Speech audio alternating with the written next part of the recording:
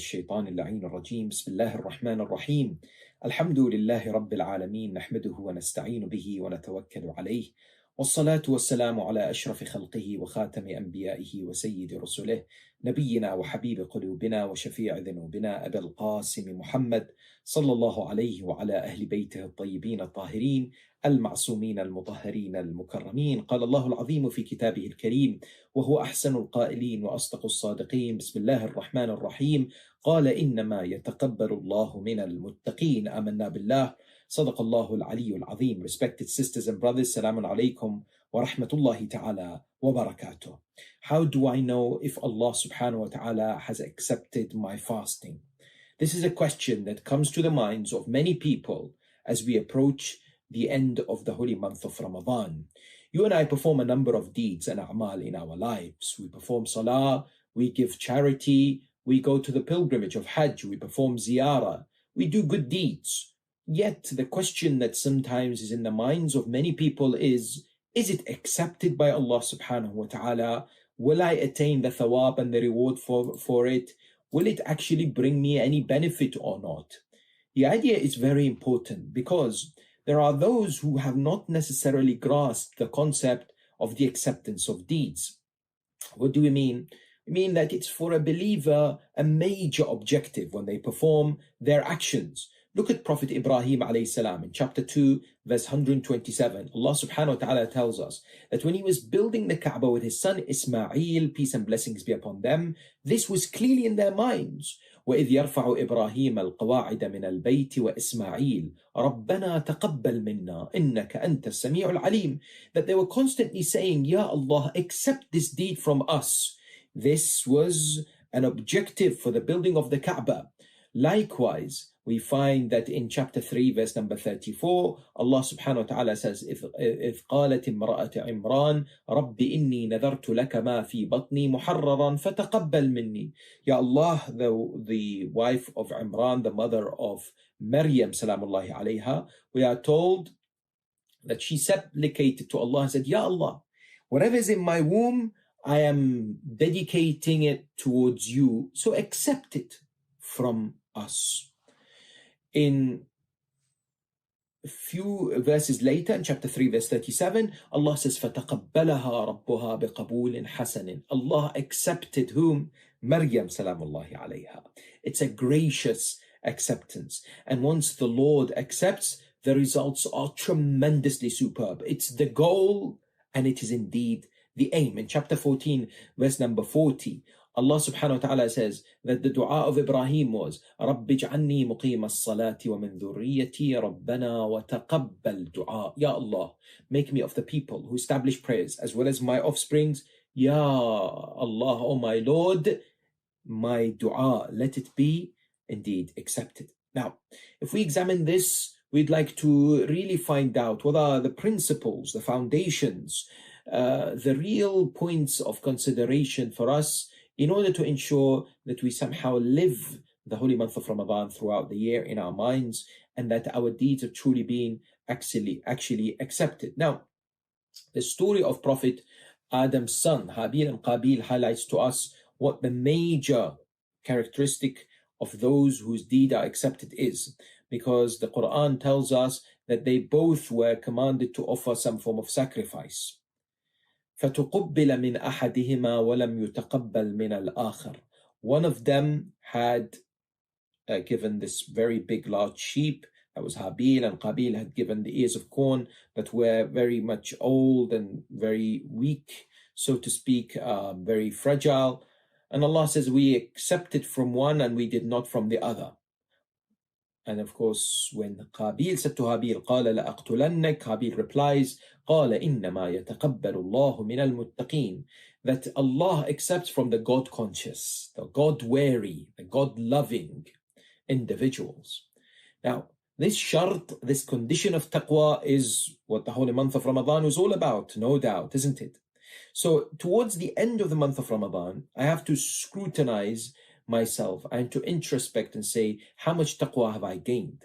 Am I a better believer in the sense that am I more aware now of God's presence? Am I stronger against sins or not? The more I am stronger against sins going forward, the more my fasting has been accepted. No doubt it has a very much level, and there are a number of degrees as far as the acceptance of it.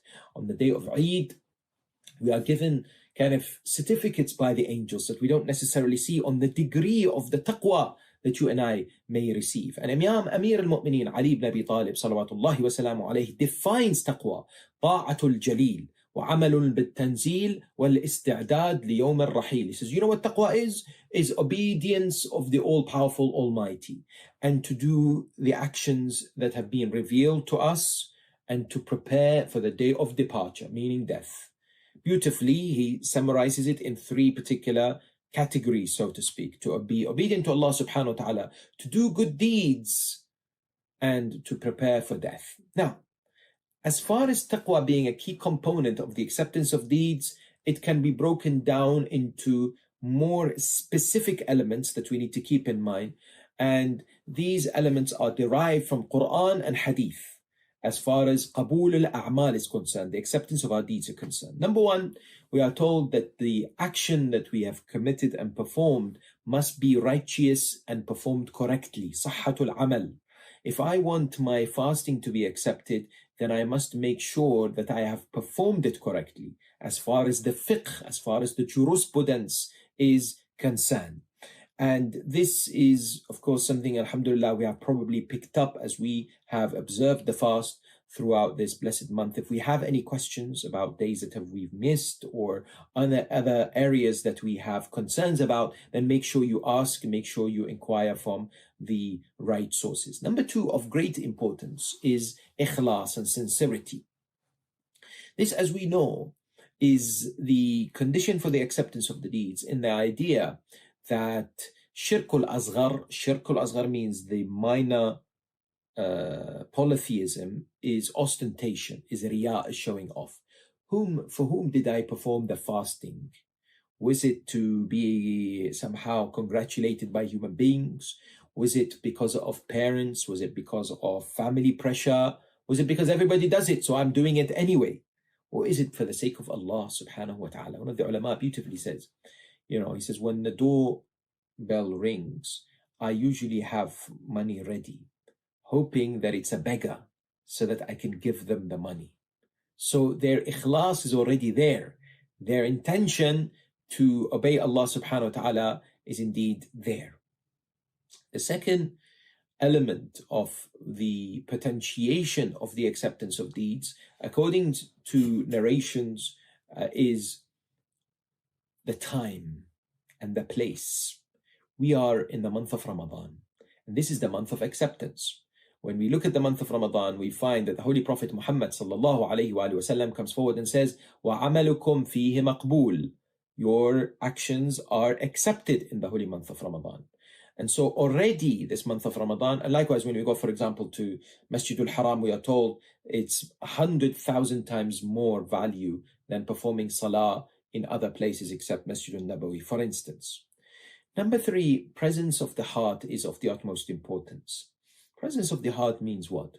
Imam Zayn al-Abidin salawatullahi wa salamu alayhi says that the believers, the righteous, the true intimate friends of God are saddened when the month of Ramadan ends.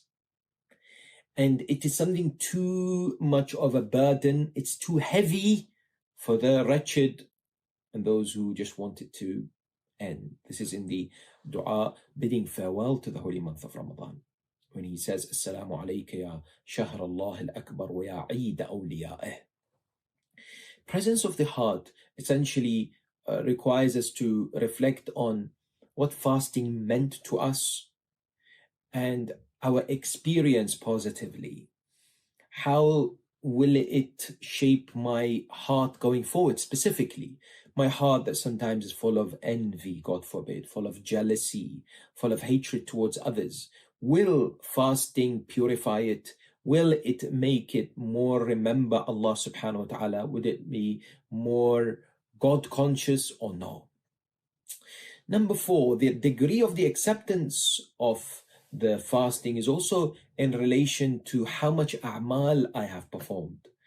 How's my nights of qadr?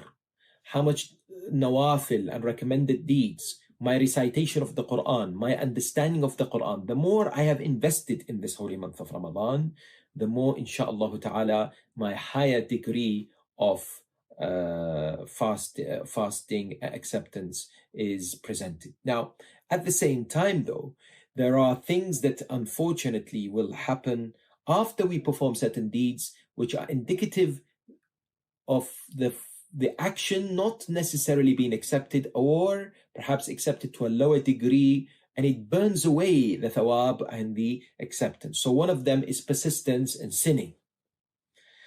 Imam al-Sadiq alayhi salam says, لا والله لا يقبل الله شيئا من طاعته على الإصرار على شيء من معاصيه, in al-Kafi al-Sharif.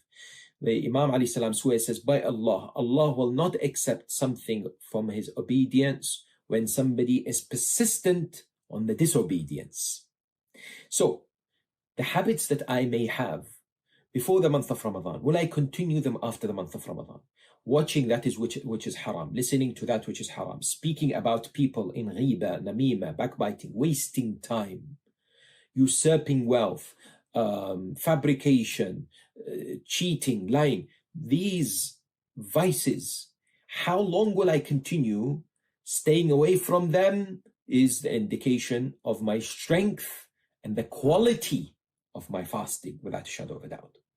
Another key aspect that's highlighted in riwayat is food that we eat. SubhanAllah, I mean, it's a sin if we eat haram, illegitimate wealth or food, but it is specifically because it is deemed to be a factor that impacts the acceptance of our deeds. The Holy Prophet Muhammad sallallahu alayhi wa sallam says, إِنَّ أَحَدَكُمْ لَيَرْفَعُ يَدَهُ إِلَى السَّمَاءِ وَيَقُولُ يَا رَبِّي يَا رَبِّي وَمَطْعَمَهُ حَرَامٌ وَمَلْبَسَهُ حَرَامٌ. Says that amongst you there are those who will raise their hands to the heavens and say, Ya Allah, oh my Lord, and their food is haram and their clothing is haram. فَأَيُّ دُعَاءٍ يُسْتَجَابُ لَهَذَا. Which dua is going to be answered to this person? وَأَيُّ عَمَلٍ يُقْبَلُ مِنْ. Which deed is it going to be accepted from this particular individual?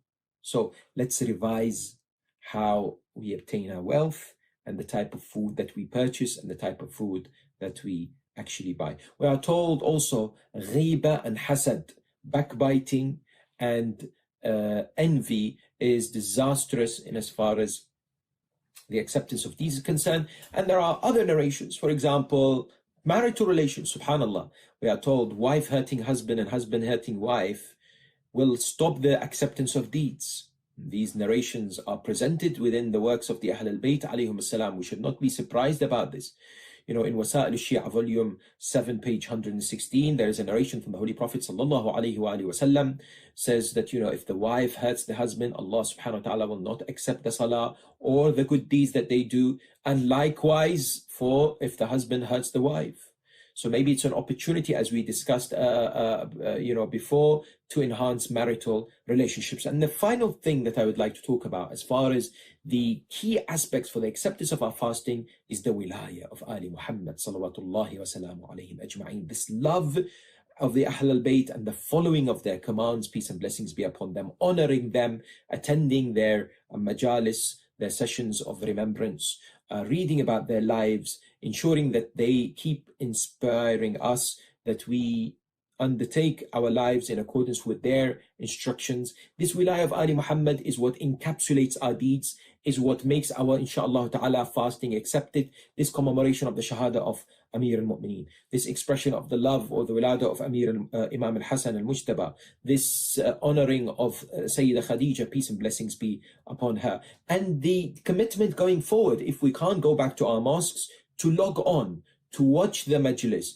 to take part in the programs that take place, and if eventually, inshallah, when we are able to go back to our centers, to ensure that we attend, to ensure that we contribute, that we financially support our centers, do whatever is possible to keep the message of La ilaha illallah, Muhammadur Rasulullah, Aliyyun Waliyullah alive, to ensure that our children develop a strong relationship with the Ahl al-Bayt.